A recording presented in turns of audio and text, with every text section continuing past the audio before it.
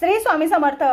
माझ्या चॅनलमध्ये तुमचं खूप खूप स्वागत आहे। माझ्या चॅनलला लाईक आणि सबस्क्राईब करा। आणि मी तुम्हाला आज सांगणार आहे की दीप अमावस्याच्या दिवशी कशा प्रकारे आपल्याला दीपांचं पूजन करायचं आहे। कधी चालू होते तर शनिवारच्या दिवशी 3:30 वाजेला चालू होते आणि रविवारच्या दिवशी 4:30 वाजेला समाप्त होते। त्यामुळे आपल्याला रविवारच्या दिवशी कशा प्रकारे पूजा करायची आहे, काय साहित्य लागणार आहे, हे संपूर्ण मी मोठा व्हिडिओ केलेला आहे। त्याच्यामध्ये जाऊन नक्कीच तुम्ही व्हिडिओ बघा, तुम्हाला संपूर्ण चांगलं कळणार। बघा, अशा प्रकारे आपल्याला दिव्यांची पूजन करायचं आहे।